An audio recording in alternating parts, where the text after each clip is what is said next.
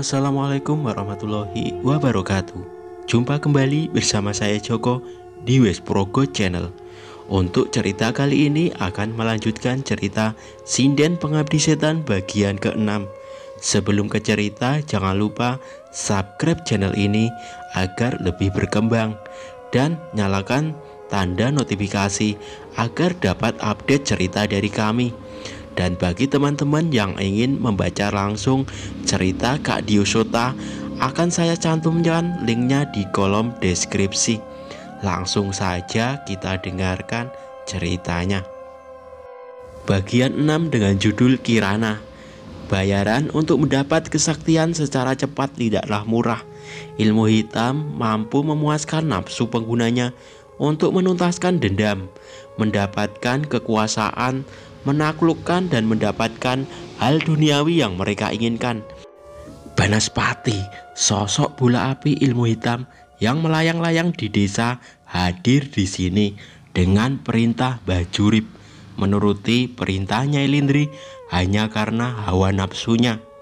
Ular siluman yang terikat dengan keris pusakanya juga telah bersiap menyerang warga desa. Tak cukup dengan itu, Bajurip juga memanggil sosok roh, pocong, hingga makhluk yang harusnya sudah tenang di alam sana. Seolah Bajurip mengerahkan segala ilmu yang ia bisa kali ini. "Mbah, opo wis edan kowe? Kowe ra sadar ragat kanggo iki kabeh?" teriak Cahyo mencoba memperingatkannya. Sayangnya aku tahu itu semua sudah terlambat. Aku ora peduli angger Nyai Lindri ana ning sandingku, apa wae bakal tak lakoni, balas Bajurip dengan wajah yang sudah berubah drastis sejak sebelumnya. Wajahnya benar-benar seperti seorang yang kehilangan akal. Ia seperti ketakutan dan putus asa, seolah sangat takut kehilangan Nyai Lindri. "Eling, Mbah, kowe duwe anak bojo sing ngenteni neng omah," teriakku yang masih berusaha menyadarkan Bajurip. Wajah Bajurip terlihat bingung, namun ia teringat sekilas tentang keluarganya. Namun sepertinya itu tidak berarti dibanding hawa nafsunya terhadap Nyai Lindri. Warga desa terlihat ketakutan dengan apa yang mereka lihat saat ini. Seseorang yang mereka mintai tolong untuk menyelesaikan masalah ini kini berbalik ingin membunuh mereka semua. Bagi Cahyo, mungkin menghadapi Banaspati itu tidak sulit. Tapi seandainya Cahyo mengalahkan Banaspati itu, Bajurip akan memanggil kembali Banaspati untuk melawan Cahyo.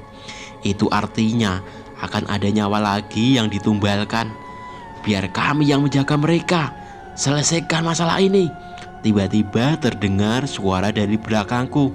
Tak hanya itu, aku merasakan kehadiran banyak sosok yang mendekat. "Pak D!" teriak Gendis tiba-tiba kepada sosok yang berada di belakangku itu. "Gendis, kamu ngomong sama siapa?" tanya ayah Gendis. "Mereka datang, Pak.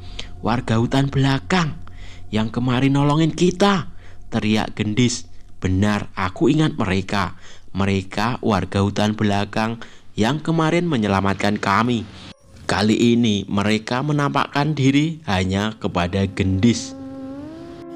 Mungkin mereka tidak ingin membuat warga desa lainnya panik." Seseorang yang Gendis panggil dengan sebutan Pak D itu tersenyum mengangguk ke arahku. Walaupun dengan wajah yang pucat yang menyeramkan, ia seolah memberi isyarat agar aku tidak perlu khawatir. Aku pun membalas senyumannya dan pergi meninggalkan mereka yang sudah berbaur dengan warga desa yang masih hidup. "Cahyo, kita selesaikan," ucapku. "Warga desa, sudah ada yang menjaga mereka." Cahyo menoleh ke arah warga desa dan segera mengerti maksudku. Cahyo mengambil segenggam tanah, membacakan beberapa kalimat doa dan melemparkannya ke sebuah lahan kosong. Banaspati itu menjadi hitam. Makhluk itu menyadari benda yang dilempar Cahyo dan menerjang tanpa ampun. Ledakan besar terjadi ketika bola api hitam itu menyentuh tanah. Mbah Jurip terlihat panik. Ia tidak menyangka ilmu andalannya bisa dihentikan dengan mudah oleh Cahyo. Aku pun segera menerjang Mbah Jurip, sementara Cahyo menahan ular dan makhluk yang mendekat ke arah warga. Keris itu mulai kuincar. Aku tahu Mbah Jurip bisa memanggil berkali-kali siluman ular dengan bantuan keris pusaka di tangannya. Keris kami berdua pun beradu. Sebuah dentuman terdengar dari perpaduan kedua pusaka yang saling menunjukkan kemampuannya. Ada kalimat doa yang kubacakan setiap keris kami beradu. Tak satu pun serangan dari keris kami mengenai salah satu dari kami. Hanya pertarungan sengit dengan saling mengadu pusaka yang terjadi saat ini. Bukan tanpa alasan. Sebisa mungkin aku tidak ingin melukai Mbah Jurip.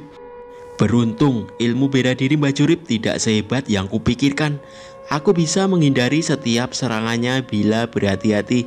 Sampai akhirnya Mbah Jurip sadar dengan hilangnya satu persatu sosok ular siluman yang sebelumnya ia panggil. "Brengsek, apa yang kalian lakukan?" teriaknya. Aku tidak menjawab dan terus menyerang sambil membacakan kalimat doa hingga akhirnya runtutan doa yang kubacakan selesai. Mbah Jurip melompat mundur dan memperhatikan kerisnya. "Sudah selesai, Nan?" tanya Cahyo. Aku mengangguk. Pusakaku!" teriak Mbah Jurip dengan panik. Dukun cabul, sekarang pusakamu itu tidak lebih dari seonggok besi karatan," ledek Cahyo. Mbah Jurip membacakan berbagai mantra, namun percuma. Aku berhasil memutihkan pusaka itu. Keris pusaka yang terikat dengan sosok roh ular siluman itu sudah tidak lebih dari besi berbentuk keris biasa. Mbah Jurip melihat sosok roh yang ia panggil, namun sebagian dari mereka sudah menghilang, ditenangkan oleh doa Cahyo, dan sebagian lagi tidak berani mendekat. "Sudahi saja, Mbah. Sudah tidak ada lagi ilmumu yang bisa kau gunakan," ucap Cahyo. "Bertobatlah, Mbah. Tuhan Maha Pengampun. Mungkin saja ada cara lain untuk menebus dosa-dosa Mbah Jurip," tambahku. Mbah Jurip semakin panik. Ia menoleh kepada Nyai Lindri dan Nyai Lindri membalasnya dengan tatapan yang melecehkan. Mbah Jurip pun tidak dapat berkata apa-apa lagi. "Wis, Nan, gentenan kita urusi sinden-sinden sing suarane kaya kaleng rombeng iki," ucap Cahyo. Aku setuju dengannya. Sedari tadi mereka nyinden dengan suara yang aneh. Aku yakin itu adalah suara kutukan. Seandainya tidak ada batu dari langgar Watu Bumi, mungkin sudah ada beberapa dari kami dan warga desa yang mati. Aku menggenggam keris Raga Sukma di tanganku dan bersiap menyerang Nyai Lindri yang sudah tidak memiliki pertahanan. Belum sempat kerisku mengenainya, muncul seseorang yang menahan seranganku dengan tongkatnya dan menatapku dengan kesal. Ia adalah seorang yang dipanggil dengan Nyai Jiwonto, sinden tua yang kuduga adalah pemimpin mereka. "Lindri, aku bunuh satu." "Mas Danan, awas!" teriak gendis dari jauh. Terdengar suara Mbah Jurip yang menerjangku dari belakang, menusukkan kerisnya ke tubuhku, dan gendis yang mencoba mengingatkanku. Aku lengah. Keris kosong itu menancap di punggung bahuku. Darah pun mengalir. Beruntung ini hanyalah luka tusukan kecil. Rupanya Cahyo berhasil menahan Mbah Jurip dari belakang sebelum kerisnya menusuk dengan dalam. Cahyo tidak mau mengambil resiko dan menghantam Mbah Jurip hingga tak sadarkan diri. Aku tidak menyangka Mbah Jurip yang tanpa kekuatannya masih bertingkah senekat ini. Aku melihat Nyai Jiwonto tersenyum dan kembali ke samping Nyai Lindri. "Urip neng donya sing tanpa pangarep," terdengar suara Nyai Jiwonto nyinden dengan suara yang aneh. "Pepeteng wengi nempali lembut lan petaka. Derajat manungsa ora ana regane ing pepeteng wengi." Aku tidak bisa mendengar dengan jelas kata-kata yang terucap setelah itu. Namun ketika aku merasakan sesuatu mencoba menguasai alam pikiranku, aku menatap pada Cahyo. Aku juga seperti menahan sesuatu. "Tembang iki ana sing ora beres karo tembang iki," teriak Cahyo yang akhirnya terjatuh sambil menutup telinganya.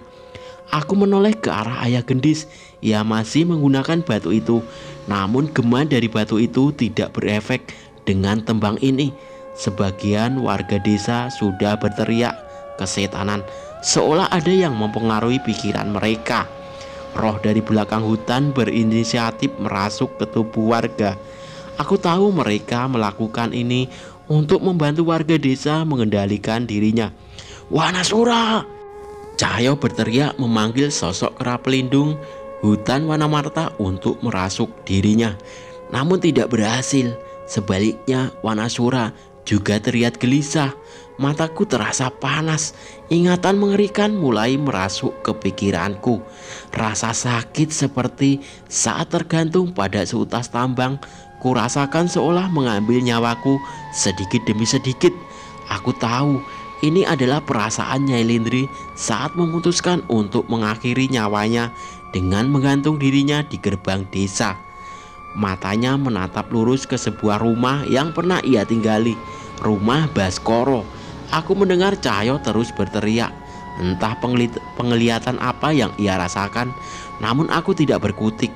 Aku seolah hampir kehabisan napas merasakan semua ini terjadi kepadaku.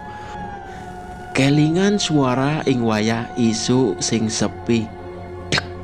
Terdengar suara tembang mendekat dari arah gerbang desa. Suara tembang itu seolah-olah menyentuh detak jantungku.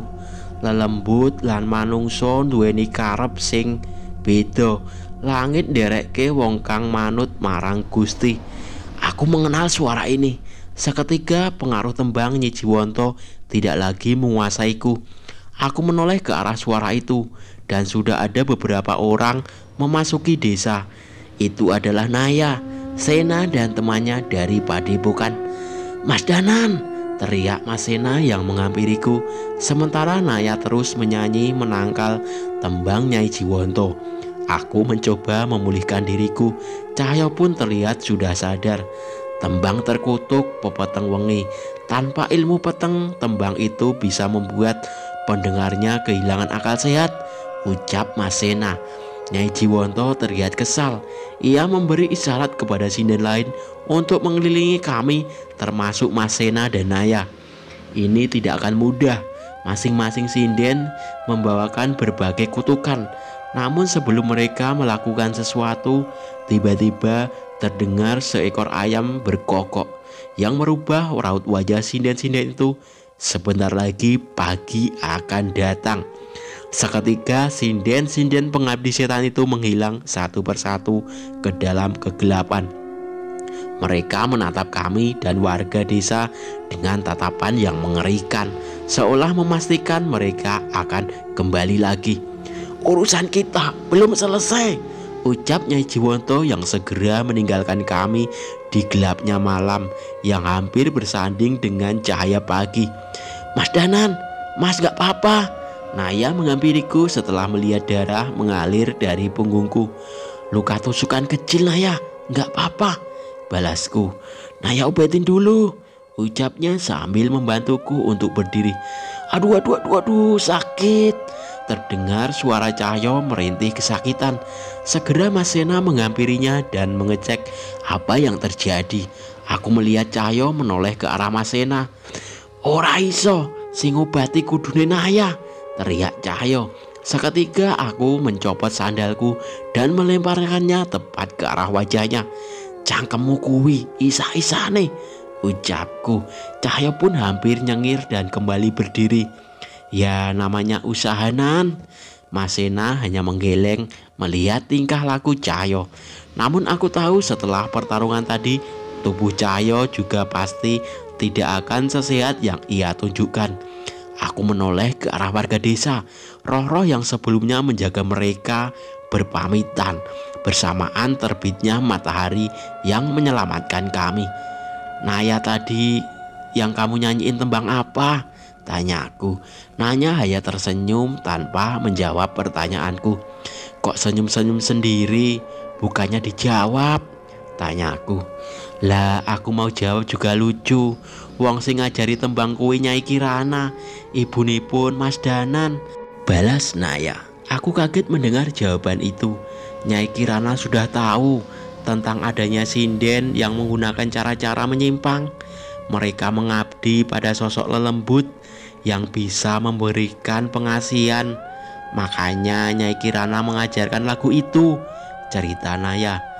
Nyai Kirana dan murid-muridnya jarang sekali ada yang menonjol di setiap pementasan karena ada sinden-sinden lain yang terlihat lebih mempesona. Aku mengingat wejangan-wejangan selama aku tinggal sama ibu. Mungkin aku tahu ibu sering bercerita soal itu. Namun pada zaman aku kecil, penggunaan susuk, minyak pengasihan, dan mustika adalah hal yang biasa dilakukan. Kalau kamu segitu dekat dengan ibu, kenapa kita nggak saling kenal ya? Tanyaku. Lagi-lagi Naya tidak menjawab. Ia hanya tersenyum dan menyelesaikan pengobatannya untuk lukaku. Mbak, jangan sering-sering senyum, nanti masnya baper, ledek Cahyo. Sandalku masih satu loh Jul, pilih tak lempar kemana? Balasku. Ke pohon pisang di depan saja, siapa tahu jatuh, balas Cahyo. Aku hanya menggeleng sambil mengenakan sandalku lagi. Sementara Naya pergi meninggalkanku mengganti air dari baskom yang ia gunakan untuk membersihkan lukaku. Lah kamu gak peka-peka, dia berharap kamu sendiri yang ingat tentang dia, malah pakai nanya, jawab Cahyo. Gimana toh Jul, namanya juga lupa, pasti yang gak inget, balasku. Ya benar juga sih, balas Cahyo setuju. Tapi aku nggak gitu maksudnya.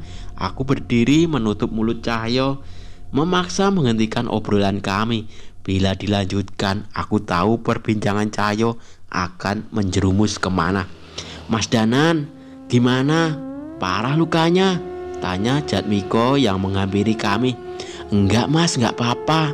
Maaf ya mas, kami belum bisa beresin masalah ini, ucapku.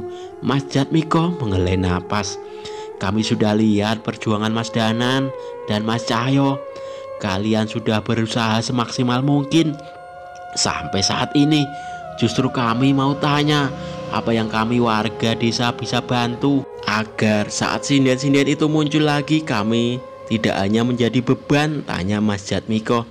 Aku bertatapan dengan Cahyo, sepertinya ia yang ingin menjawab pertanyaan Mas Jatmiko. Kami harap warga desa bisa diperkuat dengan iman dan ibadahnya Mas Jatmiko. Walaupun mungkin tidak bisa menghadik kutukan sinden-sinden itu, setidaknya tidak akan muncul Baskoro dan Bajurip yang lain yang mudah termakan hawa nafsu, jelas Cahyo. Mas Jatmiko menghela napas dan mengangguk. Ia sadar bahwa warga desa dan dirinya masih kurang dalam hal itu. Mas, nanti saya ajak pemuka agama dari desa saya ke sini. Kita perkuat iman dan ibadah kita bareng-bareng, ucap Mas Sena yang menghampiri kami. Terima kasih Mas Sena, saya akan sampaikan ke warga. Setelah adanya kejadian-kejadian ini, seharusnya warga desa mulai sadar, ucap Mas Jatmiko yang segera meninggalkan kami dan menemui warga desa. Sekarang bagian kita Jul. Gimana cara kita melawan sinden-sinden itu kalau mereka muncul lagi? Tanyaku. Cahyo tidak langsung menjawab, namun ia melemparkan lirikan matanya ke arah Naya. Mata lawan mata, sinden lawan sinden, ucapnya. Ngawur kamu, nggak enak aja, nggak mungkin kita ajak Naya melakukan hal berbahaya, balasku. Ada yang khawatir, ledeknya. Enggak begitu, tapi dia orang biasa. Melihat sosok lain yang gak kasat mata di tempat tadi aja Naya gak bisa. Tapi jujur, kamu terselamatkan sama tembangnya Naya tadi kan, ucap Cahyo. Iya sih, Mas Sena mendekat ke arah kami seolah ingin ikut mencari solusi atas permasalahan ini. Kalau kalian membutuhkan Naya, saya coba bantu. Ada teman-teman juga yang jaga dia, biar dia dibantu sinden lainnya juga, ucap Sena. Naya mau bantu kok. ucap Naya yang tiba-tiba muncul dari belakang Mas Sena. Tapi Nay, nggak apa-apa Mas Danan. Hidup dan mati itu di tangan Tuhan. Kalau ternyata Naya punya kemampuan buat ngebantu Mas Danan, berarti Naya sudah diberi titipan untuk melaksanakannya, ucapnya. Aku menatap Naya. Ia mengatakan hal itu seolah tanpa beban, tanpa rasa takut sama sekali. Aku pun menghela napas dan terpaksa setuju rencana ini. Kata Pak D, sinden-sinden itu juga jago loh Mas. Gendis tiba-tiba muncul menghampiriku. Yang dimaksud Pak D mungkin adalah salah satu roh yang tadi menyelamatkan warga desa. Jago, maksudnya apa Gendis? Tanyaku. Itu loh yang tadi bawa tombak melawan Mas Cahyo, jawabnya polos.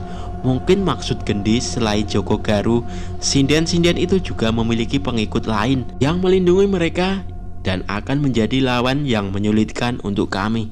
Lebih baik Mas Danan dan Mas Cahyo beristirahat di Padepokan saja. Kita siapkan rencana.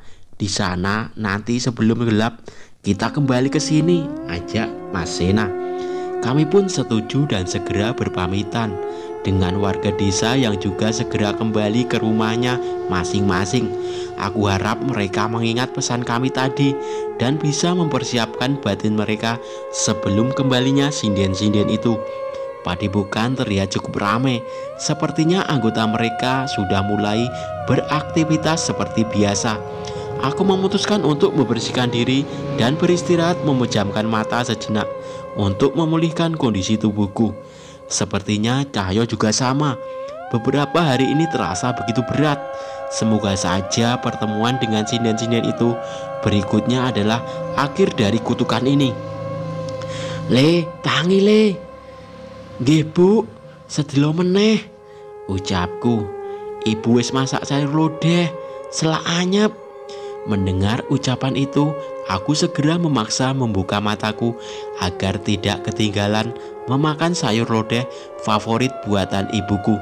Tapi seketika aku sadar, sepertinya aku bermimpi.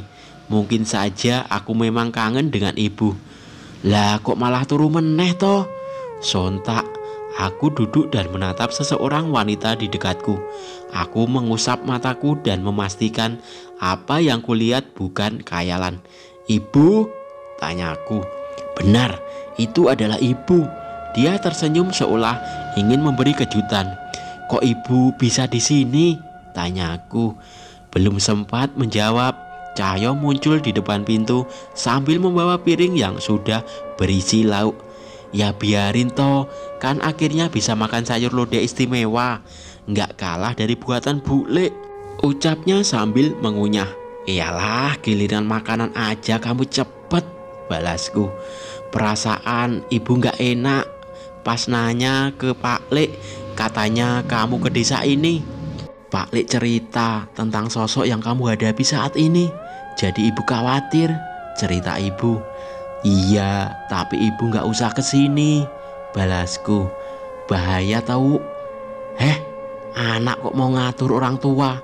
Percaya nggak percaya, orang tua bisa menjadi sekuat apapun demi melindungi anaknya, jawab ibu. Aku tersenyum dan ibu malah mengusap rambutku layaknya seorang anak kecil. Aku sedikit malu, ibu melakukan itu di depan Cahyo. Tapi tatapan Cahyo sepertinya merasa iri dengan apa yang dilakukan ibu padaku. Enak enggak sayur lodehnya? Tanya ibu kepada Cahyo. Enak Bude, ini mau nambah lagi. Hah?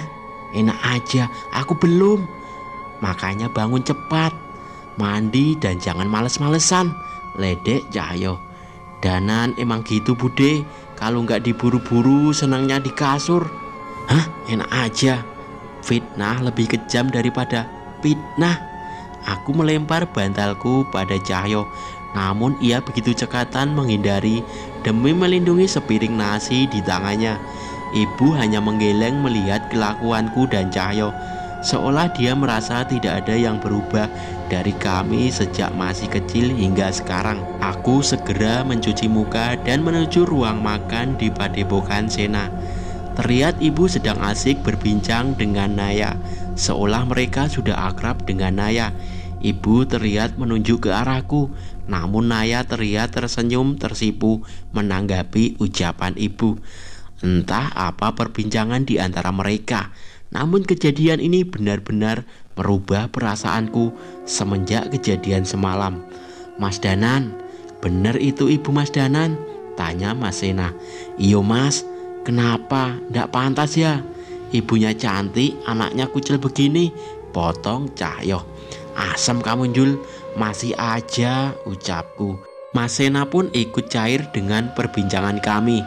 Lah, coba kamu ngaca, bangun tidur nggak mandi, mukamu kayak gimana? Tambah Cahyo. Ya iya sih, habis ini mandi tak ajak Naya, ucapku. Sembarangan, tak bilangin ibumu lo. Ajak Naya buat nyuci piring, selama aku mandi curigaan aja sih, balasku. Cahyo hanya melengos dan melanjutkan makannya. Ngapunten yo mas, Danan kalau ada ibunya balik kayak anak kecil lagi, bisik Cahyo kepada Mas Sena. Siang ini terasa berbeda dari biasanya. Sepertinya masakan ibu benar-benar merubah moodku hari ini. Tepat setelah selesai mandi, kami segera berkumpul di pendopo untuk berdiskusi tentang maksud kedatangan ibu dan tentang cara kami menghadapi sinden-sinden itu lagi. Ibu dapat kabar dari teman-teman sinden yang lain, ucap ibu membuka pembicaraan. Dari berbagai sanggar dan padepokan, beberapa sinden mendapat perintah untuk berkumpul di suatu tempat. Aku sudah curiga, pasti ada hubungannya dengan kemunculan Nyai Jiwonto yang memimpin sinden-sinden abdi setan kemarin. Ada seorang sinden yang menolak. Ia ingin bertobat melepaskan susuknya dan tidak menuruti perintah dari empunya lagi. Tapi tiba-tiba wajahnya menua dan kulitnya penuh dengan sisik. Ia datang ke desa Kadimaya meminta pertolongan pada ibu dan menceritakan hal ini. Aku membayangkan bagaimana tersiksanya sinden itu. Namun itu jalan terbaik. Lebih baik ditolak oleh seluruh manusia di dunia dibanding ditolak di tempat terbaik oleh Yang Maha Kuasa. Maksud Bude, ada kemungkinan mereka akan datang ke sini membantu sinden-sinden demit itu, ucap Cahyo. Ibu mengangguk. Nyai Jiwonto pernah datang ke desa Kadimaya. Beruntung saat itu kami sudah pernah mengalami masa-masa sulit, sehingga tidak ada yang tergoda dengan bujuk rayunya.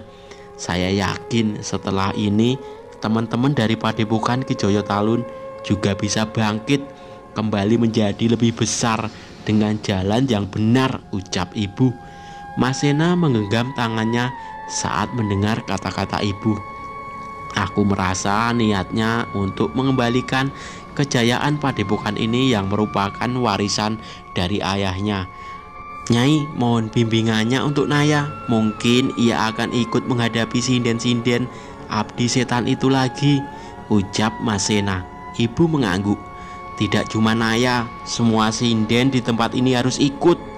Mereka harus bisa membedakan seni sejati dengan sihir atau mantra yang bersembunyi di balik sebuah seni budaya, ucap ibu. Ibu, tapi terlalu berbahaya. Semakin banyak orang awam di sana, semakin banyak kemungkinan jatuh korban, protesku. Le, apa mudah memotong kertas yang jatuh dengan sebilah pedang? Tanya ibu. Aku menggeleng. Tentu saja susah. Sama saat seperti ini, kamu melawan sesuatu yang menurutmu tidak mudah dikalahkan dengan pertempuran.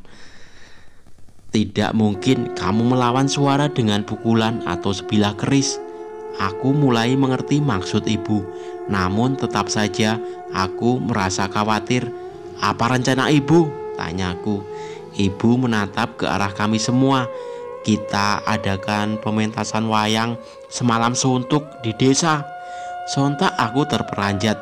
Aku tidak pernah terpikirkan rencana seperti ini. Bu, kita tidak sedang bercanda, ucapku. Ibu tersenyum. Tembang yang dinyanyikan Naya akan terus berkumandang semalam suntuk bersama sinden yang lain. Aku tahu maksudnya dengan ini. Tembang terkutuk itu tidak lagi bisa menyerang kami. Sena, maksud saya Kisena akan menggunakan batu dari Langgar Watu Bumi sebagai dodokan. Aku segera sadar dengan ini. Suara kutukan sinden itu tidak akan bisa membunuh warga dengan gema yang dihasilkan. Lakon yang dimainkan akan menuntun warga desa untuk lebih sadar dengan perbuatan mereka pada Nyai Lindri, dan semoga saja mereka bisa membuka mata mereka. Aku, Sena, dan Cahyo saling menatap. Tidak pernah terpikirkan olehku cara semacam ini. Pantas saja banyak desa yang menggunakan acara pentas wayang untuk menangkal kutukan. Salah satunya karena di setiap pementasan wayang ada pesan yang disampaikan yang bisa menguatkan iman dan membawa kebaikan bagi penontonnya. Aku semakin kagum dengan ibu. Bude kok bisa kepikiran rencana seperti ini? Tanya Cahyo. Ini ide Mas Bisma, ayahnya Danan dulu. Dia sudah pernah mengalahkan Nyai Jiwanto sebelumnya, cerita ibu. Ibu yakin kalian lebih hebat darinya.